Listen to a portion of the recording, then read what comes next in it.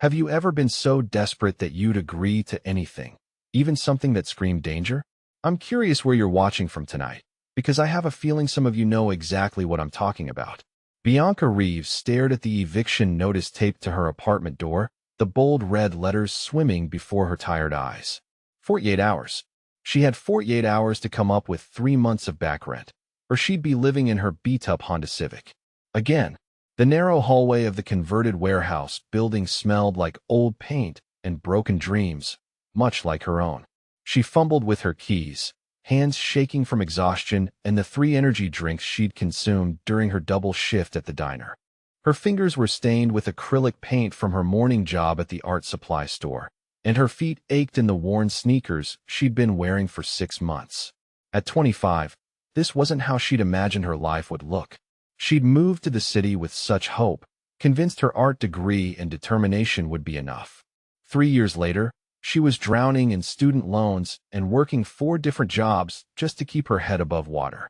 Bianca pushed open her studio apartment door and immediately noticed the silence. No humming from the ancient refrigerator. She flicked the light switch. Nothing. They'd cut the power. Perfect.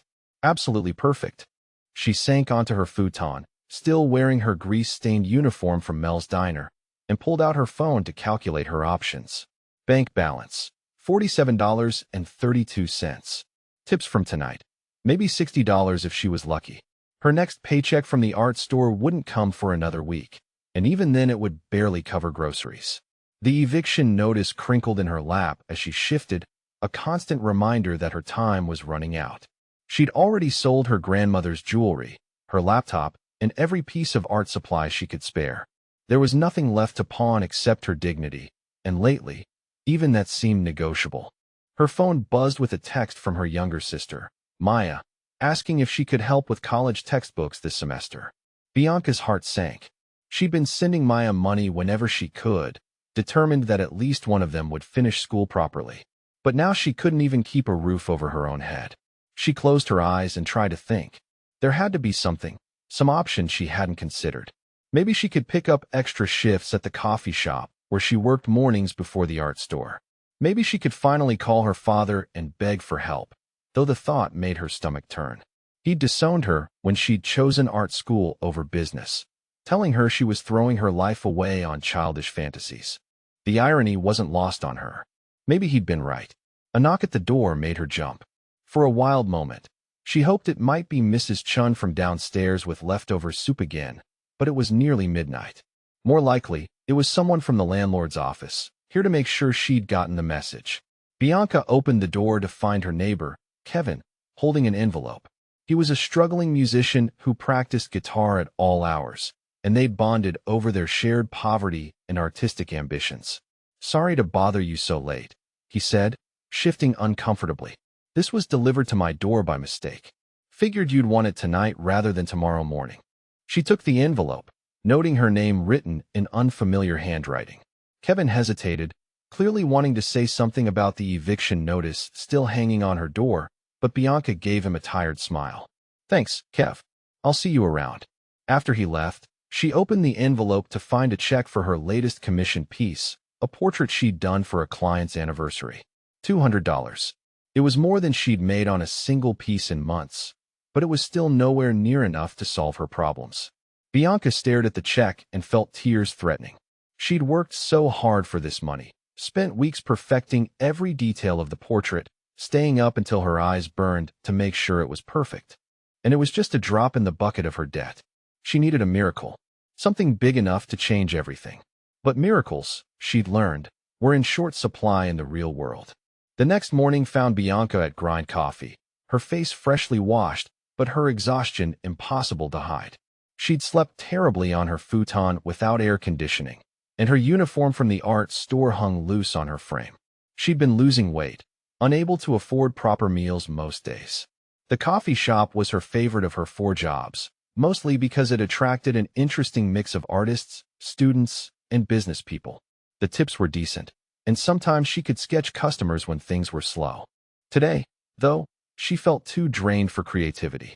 She was wiping down tables when she noticed him. He sat alone in the corner booth, and something about his presence made the entire coffee shop feel different. Smaller, more charged. He was probably in his early 30s, with dark hair that looked like he'd run his fingers through it and olive skin that suggested Mediterranean heritage. His suit was clearly expensive, the kind of tailored perfection that cost more than she made in several months. But it wasn't just his clothes that commanded attention. It was the way he carried himself, like he owned every room he entered. And he was staring directly at her. Bianca felt heat rise in her cheeks as their eyes met. His were an unusual shade of green-gray, the color of storm clouds, and they seemed to see everything. She looked away quickly, focusing on wiping the same spot on the table for the third time. When she glanced up again, he was still watching her, but now he was also listening to something on his phone. She caught fragments of his conversation as she worked nearby. "No, Mother, I understand the importance of family appearances," he was saying, his voice carrying a slight accent she couldn't place. "Yes, I know Cousin Stefano's wedding is in 3 weeks. No, I don't have anyone to bring." Bianca tried not to eavesdrop, but his voice was mesmerizing, deep and controlled with an underlying edge that suggested he wasn't used to being questioned. She found herself moving closer under the pretense of straightening chairs. "I'm not bringing some random date to placate family expectations," he continued, sounding increasingly frustrated. "Yes, I understand what you're implying about my commitment to the family legacy. No, I won't just hire an escort for the evening." Her heart skipped. Family legacy? Who talked like that? "Look, I need to go," he said finally. "We'll discuss this later. Ciao." He ended the call and leaned back in his booth, running those long fingers through his hair. For a moment, his carefully controlled mask slipped, and Bianca saw something almost vulnerable in his expression. Then he noticed her nearby, and the mask snapped back into place. "Excuse me," he said, his voice smooth as whiskey. "Could I get another espresso?" "Of course," she replied, proud that her voice came out steady despite the way her pulse was racing. She'd served hundreds of customers, but none had ever affected her like this. There was something magnetic about him, dangerous and compelling in equal measure. As she prepared his drink, she became hyper-aware of his presence behind her. She could feel him watching her movements, and it made her hands shake slightly as she operated the espresso machine. When she turned to bring him the cup, she found those storm-gray eyes fixed on her face with an intensity that made her breath catch. "Thank you," he said as she set the cup down. His fingers brushed hers as he took it, and the contact sent electricity shooting up her arm. "You're welcome," she managed, stepping back quickly. But he didn't let her escape that easily. "You work here often?" he asked, though something in his tone suggested he already knew the answer. "Every morning before my other job," Bianca replied, wondering why she was volunteering information to a complete stranger. There was something about him that made her want to keep talking, to stay in the orbit of his attention. "Other job?" He raised an eyebrow. "How many do you have?" She laughed, but there was no humor in it. "4 currently. Coffee shop, art store, diner, and freelance portrait commissions when I can get them." His expression shifted, becoming more focused. "For jobs. That must be exhausting." "It pays the bills," she said with a shrug, though lately even that wasn't true. "Or it's supposed to, anyway." Something flickered in his eyes at that admission. "Supposed to?" Bianca felt heat rise in her cheeks again, this time from embarrassment rather than attraction. She shouldn't be sharing her financial troubles with a stranger, especially one who clearly had more money than he knew what to do with. "It's nothing I can't handle," she said quickly, starting to back away from his table. "Wait," he said, and something in his voice made her freeze. "What's your name?" "Bianca," she replied without thinking. "Bianca," he repeated, like he was testing how it sounded. "I'm Marco. Marco Torino." The name meant nothing to her, but the way he said it suggested it should. Like it carried weight in certain circles. "Nice to meet you, Marco," she said, still backing toward the safety of the counter. "Bianca," he called again, just as she reached the espresso machine. She turned back, and the look in his eyes made her stomach flip. "What if I told you I had a proposition for you? Something that could solve your money problems?" Every instinct, she had screamed danger, but desperation made her pause. "What kind of proposition?" Marco smiled, and it transformed his entire face. Suddenly, he looked less intimidating and more devastatingly handsome. The kind of man who could make a woman forget her own name. "The kind that would change both our lives," he said simply. "Are you interested in hearing more?" Bianca stared at Marco, her heart hammering against her ribs. Every rational part of her brain was screaming to walk away from whatever this dangerous-looking stranger was offering. But the eviction notice crumpled in her apron pocket seemed to pulse like a heartbeat, reminding her that she was out of options. "I'm listening," she said finally, though her voice came out barely above a whisper. Marco glanced around the coffee shop, noting the other customers and the barista behind the counter who kept shooting curious looks in their direction. "Not here," he said, standing and pulling out his wallet. "When do you get off work?"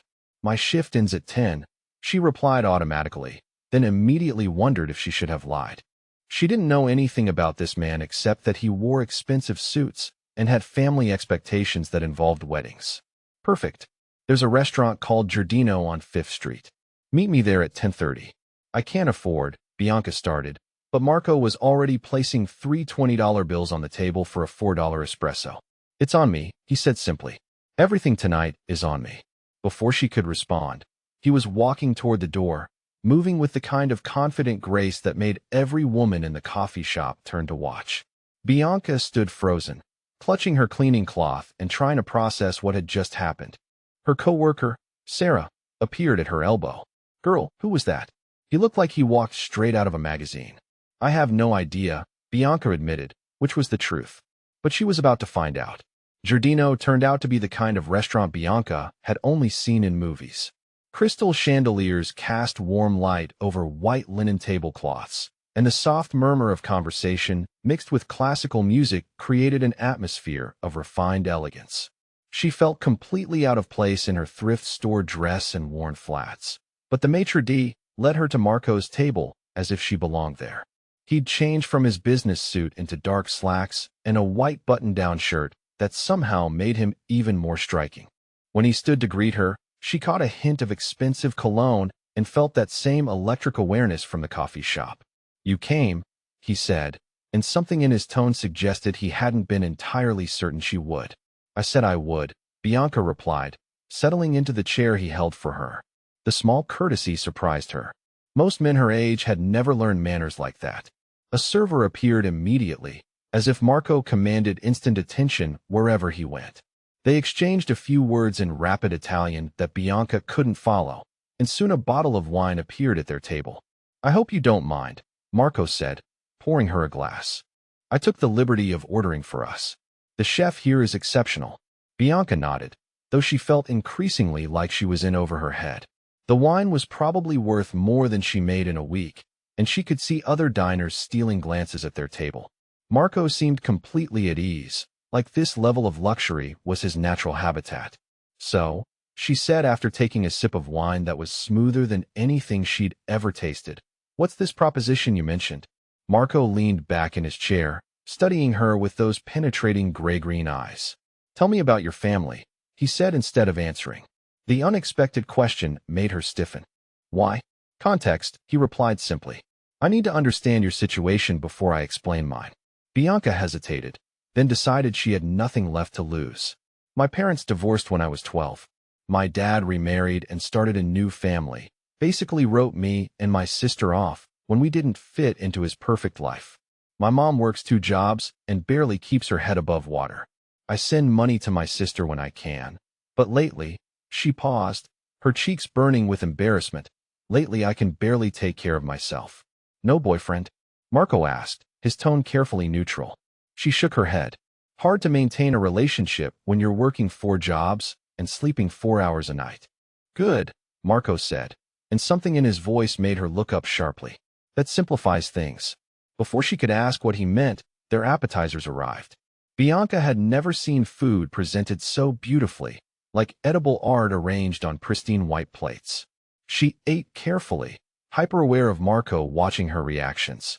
"This is incredible," she said after tasting something that involved truffle oil and cost more than her grocery budget for a month. "I'm glad you like it," Marco replied. "I want you to get used to this kind of treatment." "What do you mean?" Marco set down his fork and leaned forward slightly. "Bianca, I need a girlfriend." She blinked at him, certain she'd misheard. "Excuse me?" "Not a real girlfriend," he clarified quickly. "A fake one. Someone to accompany me to family events and make it appear that I'm in a serious relationship." "Why would you need that?" she asked, though part of her was already intrigued despite herself. Marco was quiet for a long moment, choosing his words carefully. My family has certain expectations about my personal life. Traditional expectations. They believe a man my age should be settled, committed to building a future with someone appropriate. Appropriate? Italian. From a good family. Someone who understands our customs and traditions. Marco's mouth curved in a humorless smile. Someone willing to be decorative and compliant. And you don't want that? What I want is irrelevant, he said, and for a moment she heard something almost bitter in his voice. What I need is to buy myself time and get them to stop arranging meetings with suitable candidates. Bianca studied his face, trying to read the emotions flickering across his features. So you want to hire me to pretend to be your girlfriend? I want to pay you $50,000 to be my girlfriend for 1 month, Marco said quietly. Bianca's wine glass slipped from her nerveless fingers, the crystal hitting the table with a sharp clink that made her jump. $50,000. It was more money than she'd made in the entire past year. 50,000, she repeated faintly. 1 month. Marco continued as if he hadn't just casually offered her more money than she'd ever dreamed of having. For weekends of family events, including my cousin's wedding. A few dinners, some public appearances. Nothing inappropriate, he added quickly. Separate bedrooms, clear boundaries. You'd be compensated for your time and any work you'd have to miss. Why me? She managed to ask. You could hire a professional actress, someone with experience. Because you're real, Marco said simply. You're not performing when you smile or laugh. My family would see through a performance immediately, but they believe you. Bianca's mind was racing. $50,000 would pay off her student loans, cover her rent for over a year, and let her actually focus on her art instead of working 4 jobs just to survive. It would change her entire life. But it also sounded too good to be true, and in her experience, things that seemed too good to be true usually were. What aren't you telling me? She asked. What's the catch? Marco hesitated, and she saw him weighing how much truth to share. My family takes relationships very seriously, he said finally. If they believe we're together, they'll have strong opinions about you. They can be intense. Intense how? Traditional, Marco said carefully. Old-fashioned in their views about women's roles and expectations. They'll scrutinize everything about you, your background, your behavior, your intentions. Bianca felt a chill that had nothing to do with the restaurant's air conditioning. Your family sounds like they have a lot of influence. They do, Marco admitted. But I'll protect you from any unpleasantness. That's part of the deal. The way he said protect made something flutter in her stomach.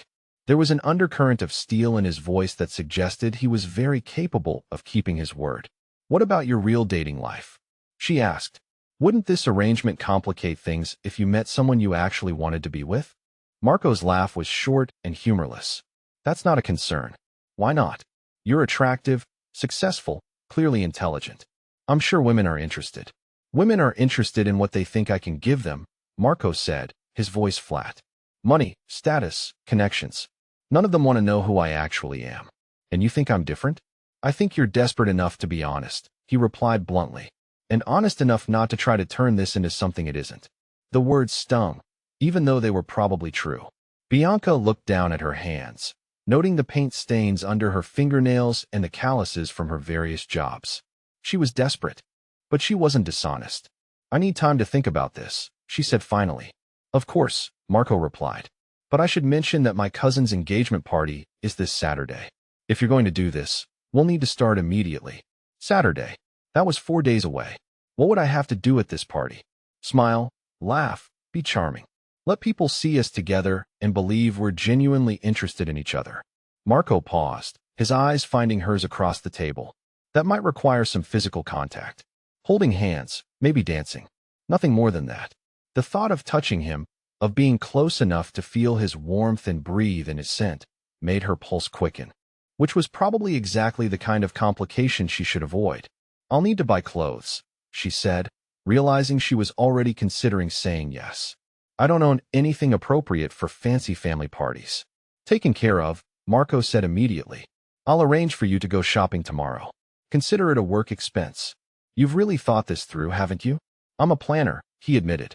I don't like leaving things to chance. Bianca looked around the elegant restaurant, at the other diners and their expensive clothes living lives she could barely imagine. $50,000.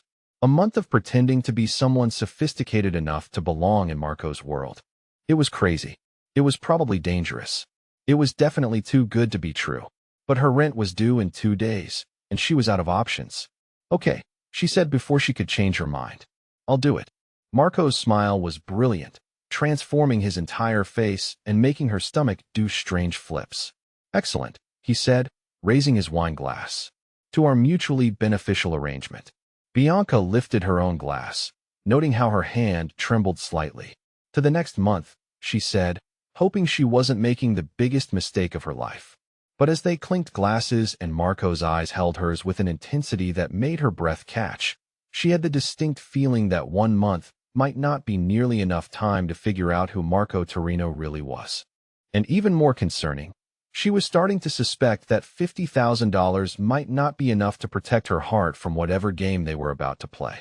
The shopping trip had been surreal. Marco had sent a car to pick up Bianca on Friday morning, and she'd found herself at an upscale boutique where a personal shopper named Claudia treated her like visiting royalty. By the end of the afternoon, she owned more expensive clothes than she'd ever imagined wearing, including a stunning navy blue dress for the engagement party that probably cost more than her monthly rent. Now, standing in front of Marco's family estate in the hills outside the city, Bianca felt like she was about to step onto the stage of a play where she didn't know her lines. The house was magnificent, a sprawling Mediterranean villa surrounded by perfectly manicured gardens and fountains. Cars lined the circular drive, everything from sleek BMWs to a vintage Maserati that probably belonged in a museum. Through the tall windows, she could see elegantly dressed people moving around with champagne glasses, their laughter and conversation drifting out into the evening air. "You look beautiful," Marco said softly, offering her his arm as they approached the front entrance. The navy dress fit her perfectly, and Claudia had insisted on professional hair and makeup that made Bianca feel like a completely different person. "I feel like I'm wearing a costume," she admitted, smoothing the silk fabric nervously. Marco stopped walking and turned to face her, his hands coming up to frame her face gently. The makeup artist had done beautiful work, but what she'd enhanced was already there. "You're not pretending to be beautiful, Bianca. You're just finally dressed in a way that matches what you already are." The sincerity in his voice made her breath catch, and for a moment she forgot this was all supposed to be an act. "Remember," he continued, dropping his hands but staying close enough that she could feel his warmth, "we've been dating for 3 months. We met at an art gallery where you were showing your work. You're passionate about your painting, but also practical enough to support yourself with other jobs while you build your career." "Got it," Bianca said, though her heart was racing for reasons that had nothing to do with nerves about the story they'd rehearsed. "And Bianca?" Marco's voice stopped her as they reached the front door. "These people can be overwhelming, but don't let them intimidate you. You belong here because I brought you here." Before she could respond, the door swung open and they were swept into a world of marble floors, crystal chandeliers, and the kind of old-world luxury that spoke of generations of wealth and influence. Marco was immediately surrounded by relatives eager to meet his mysterious girlfriend, and Bianca found herself being introduced to a dizzying array of cousins, aunts, and family friends. Everyone spoke with slight accents and gesticulated expressively, their conversations flowing seamlessly between English and Italian. Marco's grandmother, a tiny woman with sharp dark eyes and perfectly styled silver hair, studied Bianca with the intensity of someone conducting an interrogation. "So you are the artist who has captured our Marco's attention," she said in accented English. "Yes, ma'am," Bianca replied, offering her most respectful smile. "I'm honored to meet you. Call me Nana," the older woman said, her expression warming slightly. "Tell me about your family, Cara. What do your parents think of this relationship?" Bianca had prepared for this question, but something about the grandmother's direct gaze made her want to be honest rather than recite the rehearsed answer. "My parents are divorced, and we're not very close," she said simply. "But my sister Maya thinks Marco is wonderful. She's studying pre-med and was very impressed when I told her about his business success." Nana's eyebrows rose slightly. "And what exactly has Marco told you about his business?" The question felt loaded with meaning Bianca didn't understand. Marco had told her he worked in import and export, which seemed vague but plausible. "He works very hard," she said carefully, and he's clearly built something impressive. Indeed he has, Nana murmured, though something in her tone suggested layers of meaning. You seem like a sweet girl, Kara. I hope you understand what you're getting into. Before Bianca could ask what she meant by that, Marco appeared at her side, slipping his arm around her waist with practiced ease. Nana, I hope you're not interrogating my girlfriend too thoroughly, he said with affection. Just getting to know her, the older woman replied with a knowing smile. She's lovely, Marco. Much more genuine than that Francesca girl you used to bring around. Marco's body tensed almost imperceptibly against Bianca's side. That was a long time ago, Nana. Not so long, a sultry voice said from behind them. Hello, Marco. Bianca turned to see a stunning woman approaching, all glossy black hair and red lips, wearing a dress that probably cost more than Bianca's car. The woman's dark eyes assessed Bianca with the kind of cool calculation that made her feel suddenly underdressed despite her expensive outfit. Francesca, Marco said, his voice carefully neutral. I didn't realize you'd be here. Stefano is my cousin too, Francesca replied with a smile that didn't reach her eyes. And who is this? She asked, though her tone suggested she already knew exactly who Bianca was. This is Bianca, my girlfriend, Marco said, his arm tightening protectively around Bianca's waist. Bianca, this is Francesca Rossetti. Charming, Francesca said, extending a perfectly manicured hand. I'm an old friend of Marco's. We have so much history together, don't we, darling? The endearment was clearly calculated to establish territory, and Bianca felt an unexpected stab of jealousy. This woman was everything she wasn't, sophisticated and polished, someone who belonged effortlessly in Marco's world. Ancient history, Marco replied firmly, then guided Bianca away before Francesca could respond. Would you like some champagne? He asked, his voice returning to its warm tone once they were out of earshot. That was your ex-girlfriend, wasn't it? Bianca said as they moved toward the bar. Unfortunately, yes. Marco accepted 2 glasses from the bartender and handed one to Bianca. Francesca has a talent for making situations uncomfortable. She's beautiful, Bianca said, trying to keep her voice neutral. She's also manipulative and completely self-absorbed, Marco replied bluntly. Which is why we didn't work out. How long were you together? 2 years, on and off. Marco's jaw tightened slightly. My family loved her, which should have been a warning sign. Before Bianca could ask what he meant by that, they were approached by a group of Marco's male cousins who wanted to hear about Bianca's art. She found herself describing her painting with genuine enthusiasm, and was surprised when the men listened with actual interest rather than polite tolerance. You should show at Galleria Romano, one cousin suggested. My friend owns it, and he's always looking for fresh talent. That would be incredible, Bianca said, then caught herself. I mean, if the work is good enough. It's good enough, Marco said quietly, his hand finding hers and squeezing gently. I've seen it. The simple statement, delivered with complete conviction, made warmth spread through her chest in a way that had nothing to do with the champagne. As the evening progressed, Bianca found herself relaxing and actually enjoying the party. Marco's family was warm and welcoming, and she discovered she had a talent for charming his female relatives with genuine interest in their lives and stories. His Aunt Rosa showed her photos of her grandchildren, while his cousin Maria discussed her recent promotion at the bank. This is the first time Marco has brought someone home who actually talks to us instead of just smiling politely, Maria confided as they stepped onto the terrace for air.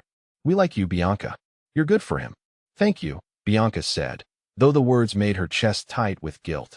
These people were being so kind to her, and she was essentially lying to them about everything. He's different with you, Maria continued. Lighter somehow. Marco carries a lot of responsibility, more than most people his age should have to handle. It's nice to see him smile genuinely for once. What kind of responsibility? Bianca asked, remembering Nana's cryptic comment earlier. Maria's expression grew more serious. The family business is complicated, she said carefully. Marco doesn't talk about it much, but we all know the pressure he's under. His father's expectations, the traditions he's supposed to uphold. It's a lot for one person. Before Bianca could ask for clarification, Marco appeared beside them, his expression tense in a way it hadn't been all evening. Excuse me, ladies, but I need to borrow Bianca for a moment, he said, though his tone suggested it wasn't really a request. Of course, Maria said. but her eyes followed them with concern as Marco guided Bianca away from the other guests. They walked in silence until they reached a quiet corner of the garden, where the sounds of the party were muted by distance and flowering bushes. Marco pulled out his phone and checked something, his face illuminated by the screen's glow. "Is everything all right?" Bianca asked. Marco hesitated, then seemed to make a decision.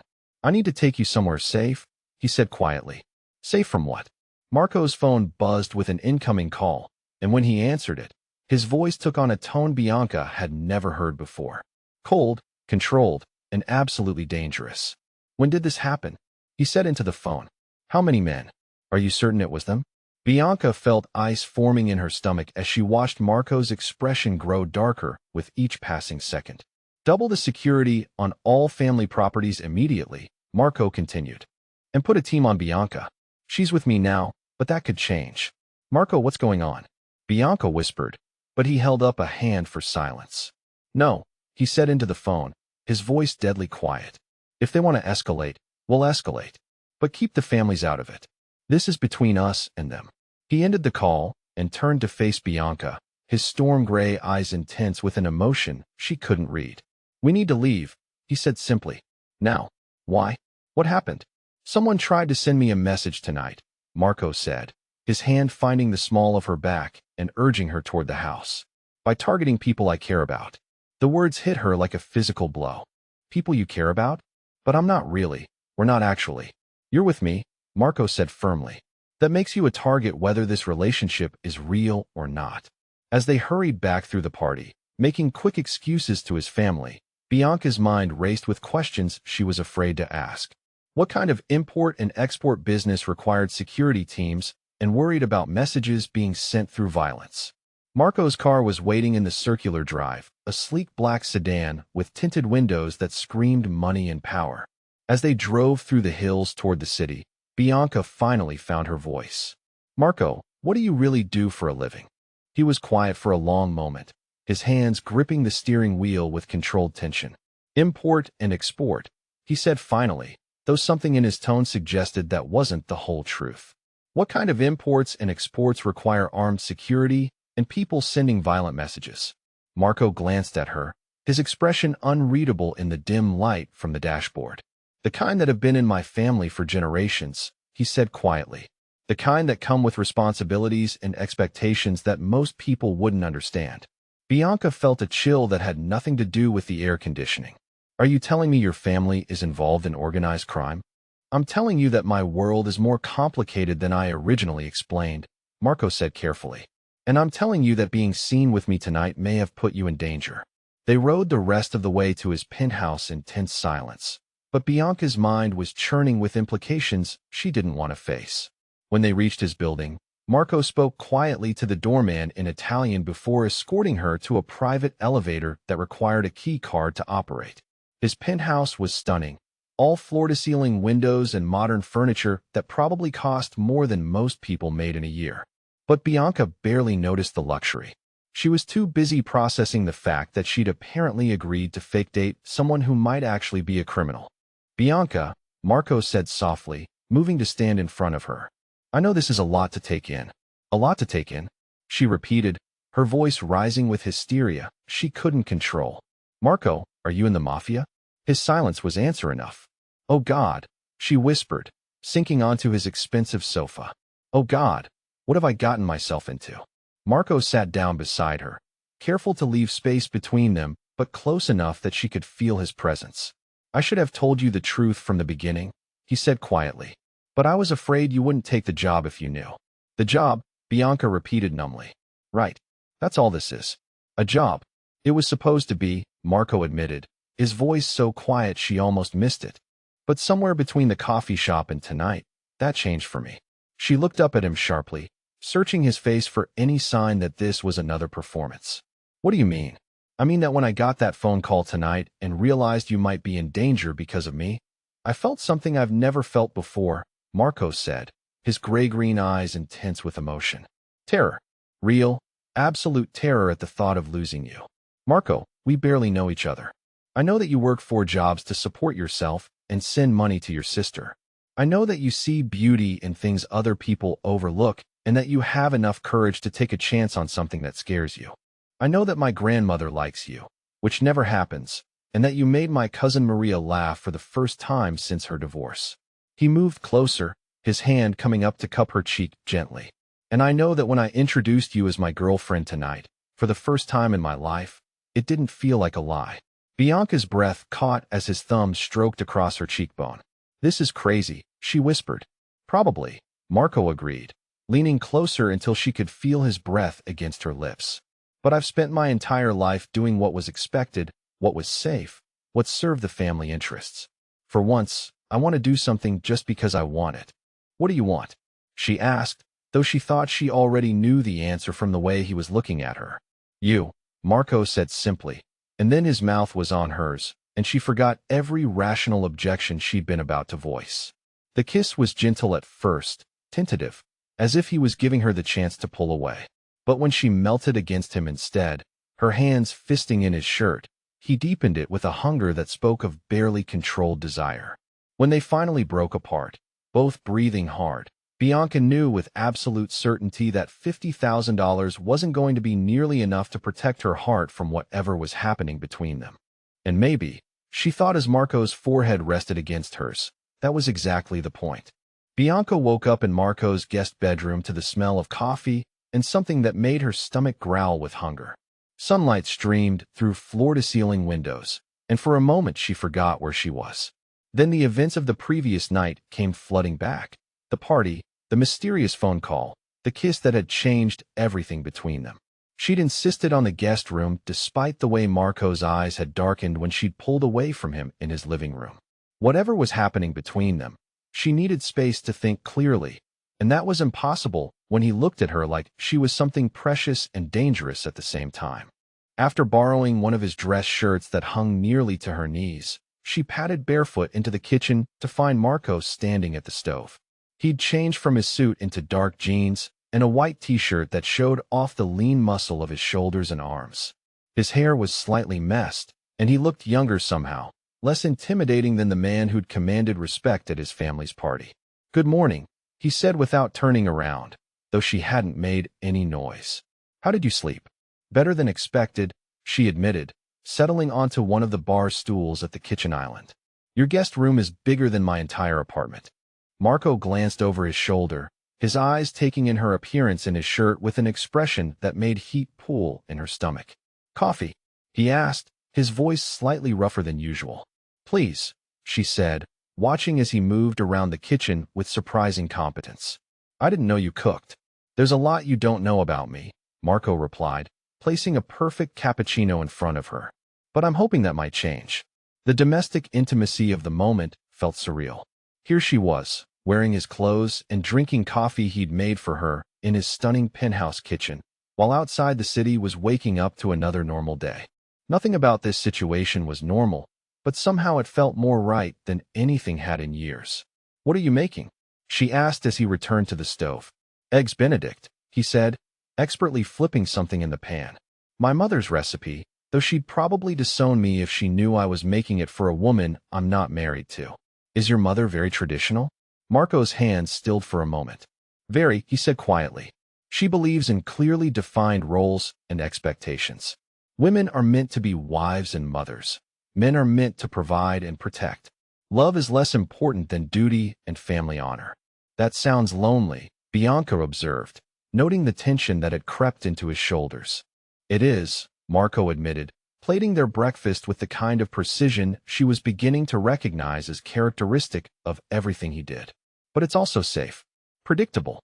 When everyone knows their role, there are fewer disappointments." "Do you believe that?" "I used to," Marco said, setting a plate in front of her that looked like something from a five-star restaurant. "Before I met someone who made me want to rewrite all the rules." Their eyes met across the kitchen island, and Bianca felt that familiar electric awareness crackling between them. She looked down at her plate to break the intensity of the moment, taking a bite of what was possibly the most delicious thing she'd ever eaten. "This is incredible," she said, genuinely amazed.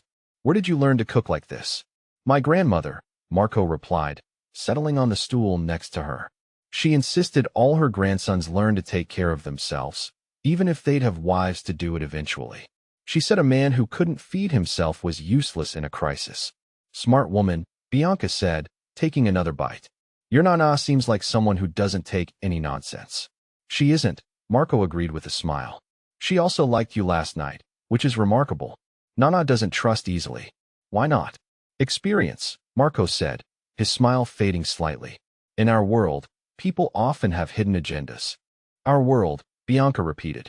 You keep saying that like it's different from everyone else's world. Because it is, Marco said simply, then stood to refill their coffee cups. Before Bianca could ask what he meant by that, his phone rang. He glanced at the screen and his entire demeanor shifted, the warm domestic version of Marco disappearing behind a mask of cold authority. What is it? He answered, his voice sharp and controlled. Bianca watched, fascinated and slightly frightened, as Marco transformed before her eyes. His posture straightened, his jaw hardened, and when he spoke again, his tone could have cut glass. How many men does Benedetto think he needs to make his point? Marco said into the phone, moving to the window that overlooked the city. Because if he wants to escalate this territorial dispute, I'm happy to remind him why his father signed the peace treaty in the first place. Territorial dispute. Peace treaty. The words sent ice through Bianca's veins as she began to understand exactly what kind of business Marco's family was really involved in. No, Marco continued, his voice deadly calm. You tell Benedetto that if he comes near any of my people again, especially any of my family, I'll finish what his father was too smart to start. And you make sure he understands that the woman under my protection is off limits. Completely off limits. Bianca's breakfast turned to ash in her mouth as the full implications hit her. She wasn't just fake dating someone involved in organized crime. She was fake dating someone who apparently had the authority to make territorial agreements and threaten other crime families. I want extra security on all family properties, Marco said, turning back toward the kitchen. And I want a full report on Benedetto's recent activities. If he's feeling brave enough to test our boundaries, I need to know why. He ended the call and looked at Bianca, who was staring at him with wide eyes and a pale face. You're not an import and export, are you? She said quietly. Marco was silent for a long moment, clearly weighing how much truth to tell her. Not exactly, he said finally. What exactly are you involved in, Marco? He sat down across from her again, his hands clasped in front of him on the counter. My family has been in certain businesses for over a century, he said carefully. Businesses that aren't always strictly legal, but that serve important functions in our community. You're talking about the Mafia, Bianca said flatly. I'm talking about a family organization that protects our neighborhood, provides services the government can't or won't provide, and maintains order when law enforcement isn't sufficient, Marco replied, his voice measured. We have legitimate businesses too, of course. Restaurants, construction, shipping. But yes, some of our activities operate outside conventional legal boundaries. Bianca stared at him, trying to process the calm way he was describing a life she'd only seen in movies. You're a criminal, she said. I'm a man who inherited certain responsibilities, Marco said quietly, who was raised to value family loyalty above abstract legal concepts, who protects the people he cares about by whatever means necessary. The people you care about, Bianca repeated, remembering his words from the night before. That's what you meant when you said I was in danger because I was with you. Marco nodded grimly. The Benedetto family has been trying to expand their territory into areas my family has controlled for decades. Last night's threat was meant to show me they're willing to hurt innocent people to make their point. And I'm an innocent person who's now a target because I was seen with you at your family party. Yes, Marco said simply. Which is why you're not leaving my protection until this situation is resolved. Your protection, Bianca said, her voice rising with a hysteria she couldn't control. Marco, I'm a painter who works at a coffee shop. I don't know anything about territorial disputes or crime families or whatever this is. I just needed money to pay my rent. Marco stood and moved around the counter to where she was sitting, his hands gentle as they framed her face. I know this is overwhelming, he said softly. I know it's not what you signed up for when you agreed to pretend to be my girlfriend. Pretend, Bianca repeated, her voice breaking slightly. Is any of this pretend anymore? Marco's thumb stroked across her cheekbone as he searched her eyes. Not for me, he admitted quietly. What I feel for you is the most real thing in my life. Before she could respond, his phone rang again. This time, Instead of moving away to take the call, Marco answered it while maintaining eye contact with her. "What now?" he said, his free hand still cupping her face. Whatever the person on the other end said made Marco's expression go deadly. "When? Where exactly? Are you certain it was them?" "Marco," Bianca whispered, fear creeping into her voice as she watched his face. "We're leaving now," Marco said into the phone. "Have the car ready and make sure the route is secure." He ended the call and looked at Bianca with an intensity that made her stomach clench with dread. "What's wrong?" she asked. "They found your apartment," Marco said quietly. "The Benedetto family sent men to your building an hour ago." Bianca felt the blood drain from her face. "Were they looking for me?"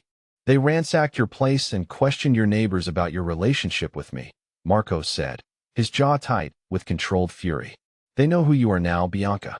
Which means you can't go back to your old life until this is finished." "Finished how?" she asked, though she was afraid of the answer. Marco's eyes went cold in a way that sent shivers down her spine. "By eliminating the threat permanently," he said simply. The casual way he said it, like he was discussing the weather rather than violence, made her realize exactly how out of her depth she was. This wasn't a game or a business arrangement anymore. She was in the middle of something that could get her killed. "Marco, I want out," she said, standing abruptly. "I want out of this arrangement, out of your world, out of all of it." Marco's hands dropped to his sides, his expression becoming carefully blank. "I understand," he said quietly. "But unfortunately, wanting out and being able to get out are two different things right now." "What do you mean?" "I mean that you know too much and you've been seen with me too many times for the Benedettos to just let you walk away," Marco said, his voice gentle but implacable. "I mean that whether you want to be in my world or not, you're in it now. And the only way to keep you safe is to finish this." Bianca stared at him, the full horror of her situation finally hitting her. She'd thought she was agreeing to a simple fake dating arrangement. Instead, she'd stumbled into a war between crime families, and now she was trapped in the middle with no way out. "How do we finish it?" she asked, her voice barely above a whisper. Marco's smile was sharp and dangerous, the expression of a man who'd been raised for violence. "We remind the Benedetto family why it's a bad idea to threaten what's mine," he said quietly. And despite everything, despite her fear and the rational voice in her head screaming at her to run, Bianca felt a thrill at the possessive way he said the word mine. Because somewhere between the coffee shop and this moment, she'd stopped being his fake girlfriend and become something much more dangerous. She'd become someone he was willing to go to war for. Bianca woke up with her head pounding and her mouth tasting like cotton. The room was dark, windowless, and smelled of cigarettes and damp concrete. When she tried to sit up, she realized her hands were zip-tied behind her back and her ankles were bound to the metal chair she was sitting in. Terror shot through her system as the events came flooding back. She'd been leaving Marco's penthouse to get coffee from the shop downstairs, despite his warnings about staying inside. The security guard had been distracted by a delivery, and she'd thought she'd be safe in the building's lobby for just a few minutes. She'd been wrong. 3 men in dark suits had surrounded her the moment the elevator doors opened. One had pressed something that smelled sickly sweet over her mouth and nose, and everything had gone black. Now she was somewhere that felt like a basement or warehouse, with no idea how long she'd been unconscious or where she was. Her phone was gone, along with her purse and the small pendant necklace Marco had given her the night before. The sound of footsteps on concrete made her freeze. A door opened somewhere behind her, letting in a sliver of light, and she heard voices speaking in rapid Italian. She couldn't understand the words, but the tone was businesslike, discussing her like she was a problem to be solved rather than a person. Finally awake, a voice said in accented English, and a man stepped into her field of vision. He was probably in his 40s, well-dressed but with cold eyes that made her skin crawl. "I am Carlo Benedetto," he continued. "You probably don't know who I am, but I know everything about you, Bianca Reeves." The name Benedetto sent ice through her veins. This was the rival family Marco had been talking about, the ones trying to expand their territory. And now they had her. "What do you want?" she asked, proud that her voice came out steadier than she felt. "What I want is for Marco Torino to understand that his family's time controlling the waterfront is over," Carlo replied, settling into a chair across from her. "What I want is for him to be reminded that everything he cares about can be taken away." "I'm not," Bianca started, then stopped. She'd been about to say she wasn't really Marco's girlfriend, that their relationship was fake. But something told her that admitting their arrangement was business rather than personal would make her situation even more dangerous. "You're not what?" Carlo asked with interest. "I'm not involved in any of this," she finished. "I don't know anything about territories or business disputes. I'm just an artist." "Just an artist," Carlo repeated with amusement. "Just an artist who has managed to capture the attention of one of the most eligible and dangerous men in the city. Do you have any idea how many women have tried and failed to interest Marco Torino?" Bianca didn't answer, but her mind was racing. If they thought she was important to Marco, that gave her some leverage. The question was how to use it without getting herself killed. "He will come for you," Carlo continued, standing and beginning to pace around her chair. "And when he does, we will be ready." Marco's weakness has always been his protective instincts. He cannot resist trying to save people he cares about. "And then what happens?" Bianca asked. "Then we negotiate from a position of strength," Carlo said simply. "Marco agrees to our terms for waterfront territory, and you go free. He refuses, and you become a casualty of his stubbornness." The casual way he discussed her potential death made Bianca's stomach clench with fear, but it also sparked something else. Anger. These men had torn her away from the first real happiness she'd found in years, had tied her up and threatened her life. All because of some territorial dispute she had nothing to do with. "You're making a mistake," she said quietly. Carlo raised an eyebrow. "How so?" "You think I'm just some helpless woman Marco is protecting out of misguided chivalry," Bianca replied, forcing strength into her voice. "You think he'll negotiate with you because he's worried about my safety." "That is exactly what I think," Carlo confirmed. "Then you don't know Marco as well as you think you do," Bianca said. "He doesn't negotiate with people who threaten his family. He eliminates them." Carlo's expression darkened. "Perhaps you're right," he said, "which is why we won't be giving him the chance."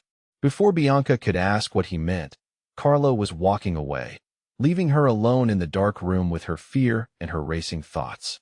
Time passed with agonizing slowness. Bianca had no way to tell how long she'd been captive, but her throat was parched and her stomach was cramping with hunger. She'd tested her restraints repeatedly, but the zip ties were too tight and the chair was bolted to the floor. She was starting to panic when she heard it. The faint buzz of a phone vibrating against concrete somewhere in the room. One of her captors must have dropped it, and it had skittered under something where they couldn't see it. Working frantically, Bianca managed to rock her chair backward until it tipped over. The impact knocked the wind out of her, but it also allowed her to wriggle across the floor toward the sound. The phone had slid under a workbench in the corner, just barely within reach if she stretched her fingers. It took her 10 minutes of painful contortion, but she finally managed to grab the phone with her fingertips. The screen was cracked but functional, and miraculously, it wasn't password protected. Her hands were shaking as she tried to remember Marco's number. She'd only seen it a few times, but desperation sharpened her memory. When the call connected, his voice answering immediately told her he'd been waiting by his phone. "Marco," she whispered, keeping her voice as low as possible. "Bianca?" Relief and fury warred in his voice. "Where are you? Are you hurt?" "I'm okay, but I don't have much time," she said urgently. "I'm in some kind of warehouse or basement. They want to use me to force you to give up waterfront territory." "I don't care about territory," Marco said fiercely. "I only care about getting you back safely." "Listen to me," Bianca continued, aware that her captors could return at any moment.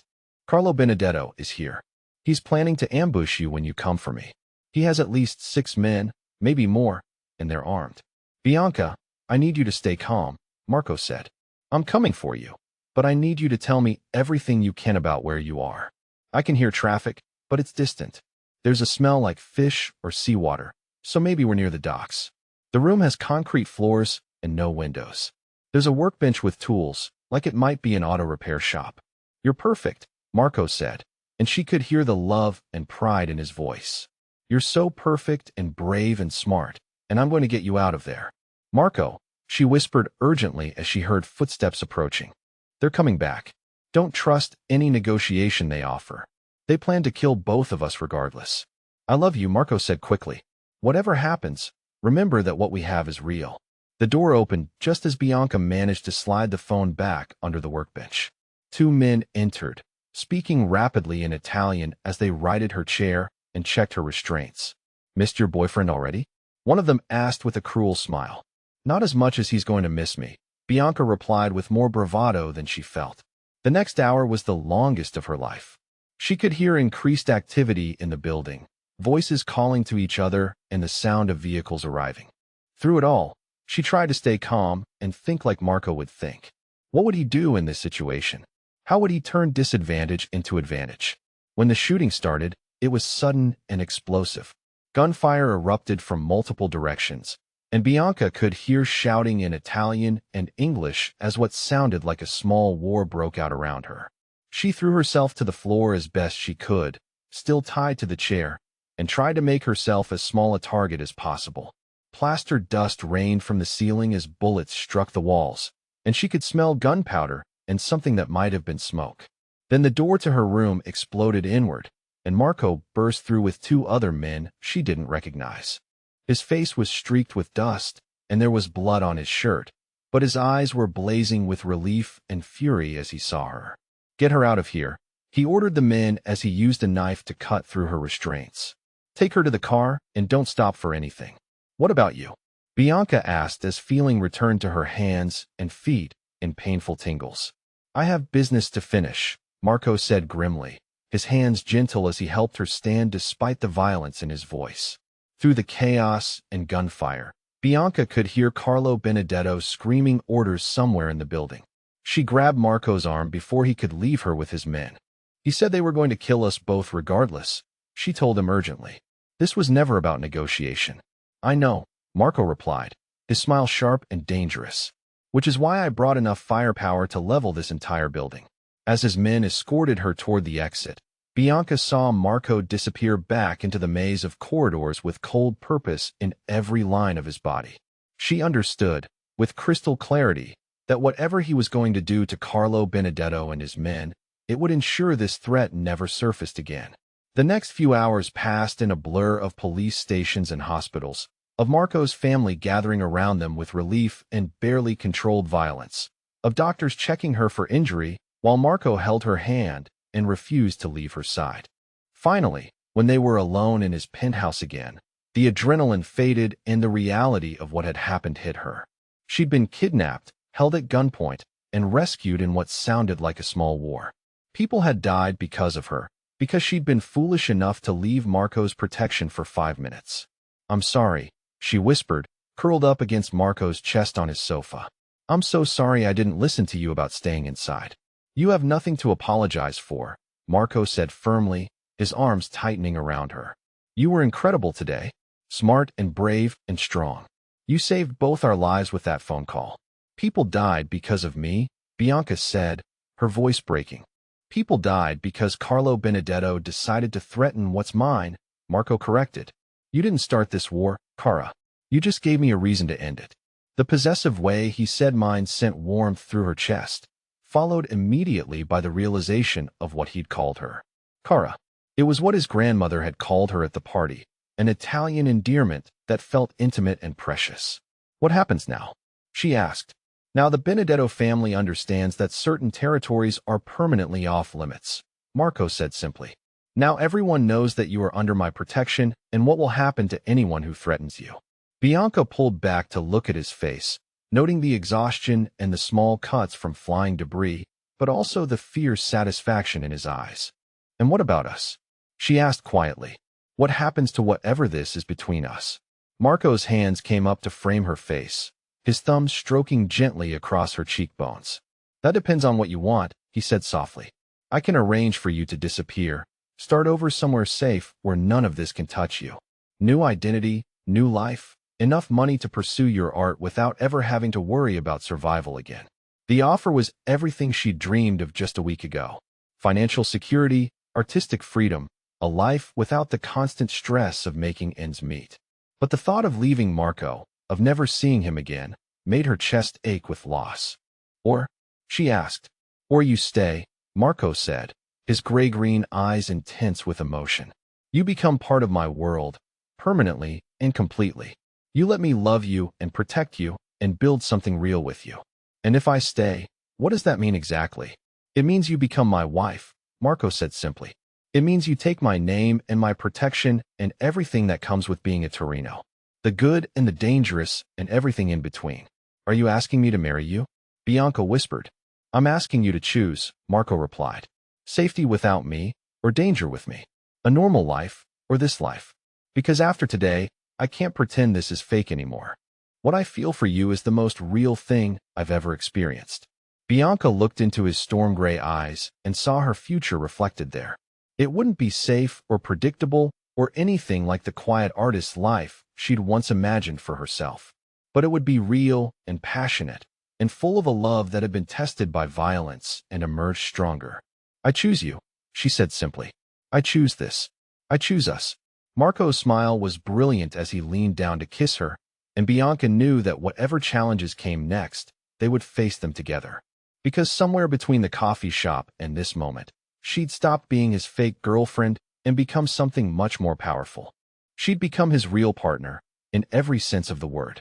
6 months later, Bianca stood in front of the full-length mirror in the bridal suite of the historic church where 4 generations of Torinos had been married, and hardly recognized herself.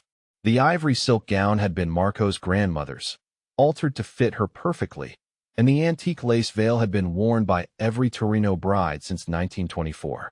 You look beautiful, Cara, Nana said from her chair by the window, her eyes bright with tears she refused to shed. Marco is a fortunate man. I'm the fortunate one, Bianca replied, smoothing the silk nervously. 6 months ago, I was about to be evicted from a studio apartment.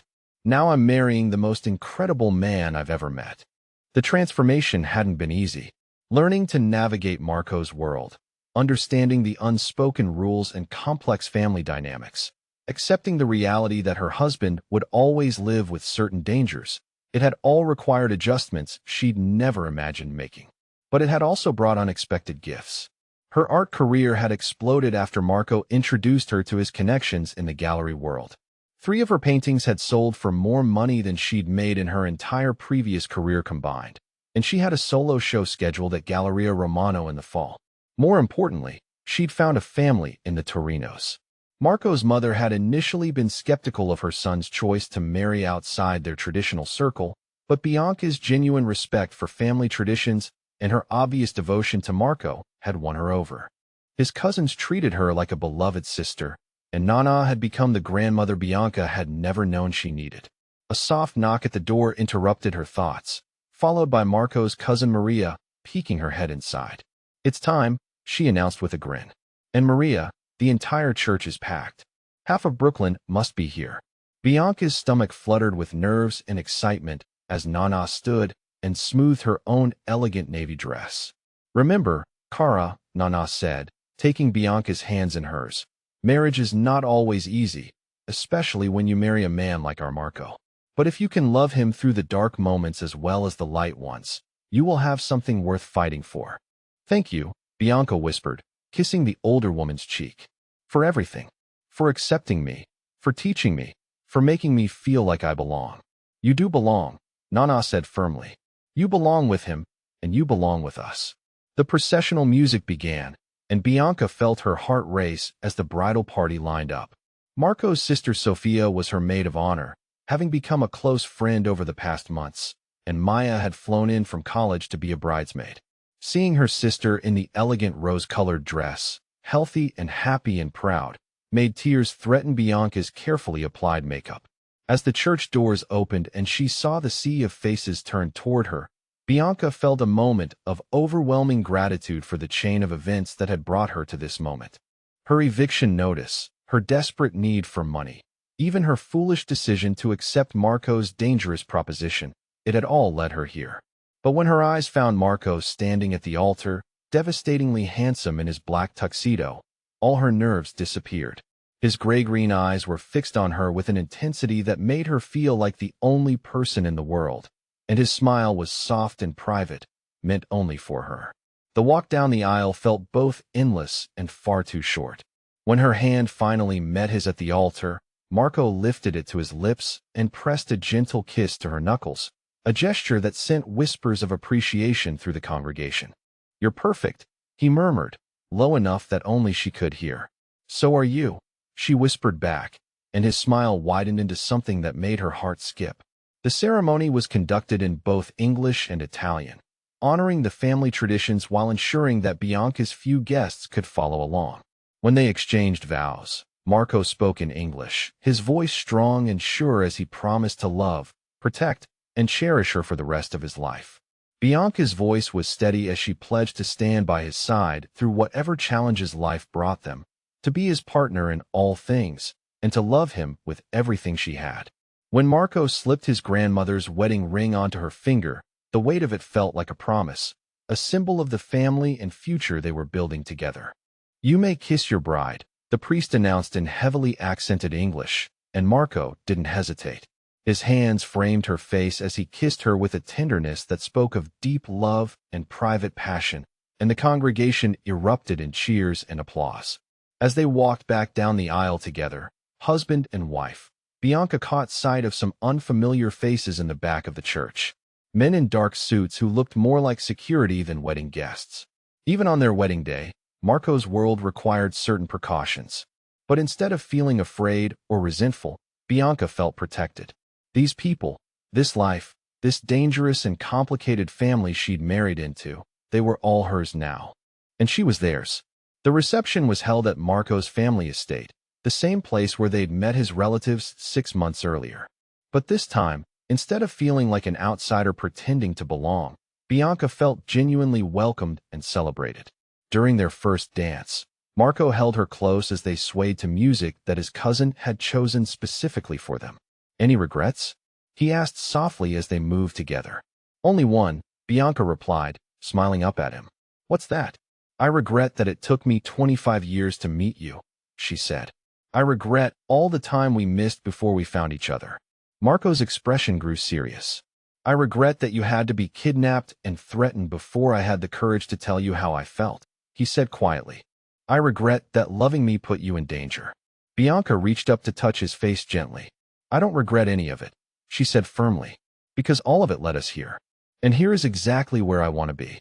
As the evening progressed, Bianca found herself surrounded by warmth and laughter, genuine affection from people who had become her family. Marco's business associates treated her with deep respect. His female relatives had embraced her as one of their own, and even the most traditional members of his family seemed to approve of their unconventional love story. It was nearly midnight when Marco found her on the terrace, taking a moment to breathe in the cool night air and process the magnitude of what had happened. In one day, her entire life had changed again, but this time by choice rather than desperation. "Ready to go home, Mrs. Torino?" Marco asked, coming up behind her and wrapping his arms around her waist. "Mrs. Torino," she repeated, testing how it sounded. "I like that." "Good," Marco murmured against her ear, "because you're stuck with it now." They were preparing to leave when one of Marco's men approached them discreetly, speaking in rapid Italian that made Marco's expression sharpen with attention. Bianca had been learning the language, and she caught enough words to understand that there was some kind of situation requiring his attention. "What is it?" she asked quietly. "Nothing that can't wait until tomorrow," Marco replied, but something in his tone told her it was more serious than he was letting on. "Marco," she said, taking his hand. "We're partners now, remember? In everything. That includes the business side of your life." Marco studied her face for a long moment, then made a decision. "There's been some movement from a rival organization in New Jersey. They're testing our boundaries while they think we're distracted by the wedding. And what are we going to do about it?" Bianca asked, deliberately using "we" instead of "you." "We are going to finish our honeymoon first," Marco said with a smile that was equal parts tender and predatory. "Then we're going to remind them why it's a mistake to underestimate the Torino family." Over the next 2 weeks, during their honeymoon in Sicily where Marco showed her the village where his great-grandfather had been born, Bianca learned even more about the intricate workings of her husband's world. She met distant relatives, visited legitimate businesses that had been family enterprises for generations, and began to understand the complex web of loyalty, tradition, and mutual protection that bound their community together. When they returned to New York, the situation with the New Jersey organization had escalated. But instead of shutting her out, Marco included her in the strategic discussions, valuing her outside perspective and analytical mind. "You think differently than we do," he explained after she'd suggested an approach that hadn't occurred to his more traditionally minded advisors. You see angles we miss because you weren't raised in this world. 3 months after their wedding, Bianca proved her worth dramatically when she noticed a pattern in the rival organization's movements that Marco's men had missed. Her insight allowed them to intercept a planned attack on one of the family's legitimate businesses, turning what could have been a costly assault into a decisive victory. That night, as they celebrated both the successful resolution of the threat and the news that her gallery show had sold out completely, Marco pulled her onto the dance floor of their favorite restaurant. I have something to tell you, Bianca said as they moved together to the soft jazz music. What's that? I'm pregnant, she said simply, watching his face transform with joy and wonder. Marco stopped dancing entirely, his hands coming up to frame her face as he searched her eyes. Are you sure? The doctor confirmed it this morning, Bianca said with a smile that felt like it might split her face. We're going to have a baby, Marco. His kiss was fierce and joyful, and when he finally pulled back, there were tears in his storm-gray eyes. I love you, he said, more than I ever thought possible. You've given me everything I never knew I wanted. 6 months later, as Bianca sat in the nursery they'd prepared in the penthouse, nursing their newborn daughter while Marco read her a story in both English and Italian, she reflected on the extraordinary journey that had brought them to this moment. A year and a half ago, she'd been a struggling artist about to be evicted, desperate enough to accept a fake dating arrangement from a stranger in an expensive suit. Now she was the wife of a man who loved her completely, the mother of his child, and an integral part of a family that would protect her with their lives. Her art career was thriving, with galleries in 3 cities clamoring for her work. Her relationship with Maya had never been stronger, with her sister now fully funded through medical school. And every day, she fell more in love with the complicated, dangerous, devoted man who'd made all of it possible. Tell me something, Marco said as he settled beside them on the rocking chair, wrapping his arms around both his wife and daughter. Do you ever miss the simplicity of your old life? Bianca looked down at their baby, then up at the man who'd turned her entire world upside down in the best possible way. Simple is overrated, she said with a smile. I prefer extraordinary. And I have to ask, because I'm curious about all of you out there listening to our story, have you ever taken a chance on something that scared you but felt absolutely right? Something that changed your life in ways you never could have imagined? Let me know in the comments, because I'd love to hear about the moments that transformed your world. As Marco laughed and their daughter gurgled contentedly in her arms, Bianca knew with absolute certainty that whatever challenges the future brought them, they would face them together. Because what had started as a fake relationship had become the most real thing in both their lives. And she couldn't wait to see what came next.